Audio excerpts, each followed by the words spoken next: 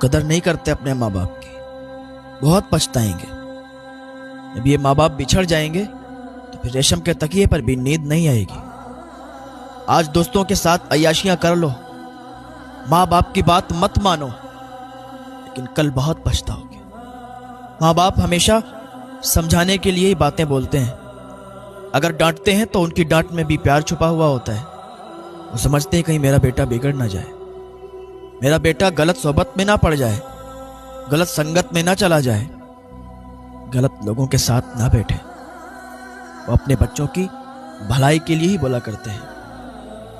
ایک بیٹا تھا، اس کی ماں اسے بہت سمجھاتی تھی، بیٹا کبھی غلط لوگوں کے ساتھ نہیں بیٹھنا، کبھی غلط لوگوں کے ساتھ مت بولنا، کبھی غلط لوگوں کی صحبت میں مت جانا، غلط دوست مت بنانا کر لوگے، اور کب تک تم دھوکہ دھڑی سے کمائے ہوئے پیسے کھا لوگے؟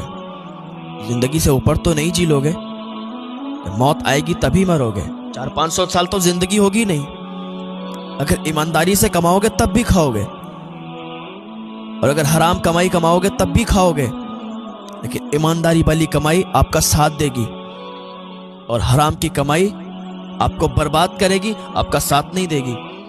اس کے لیے پھر آپ کو آگے گزرنا ہوگا۔ سانپ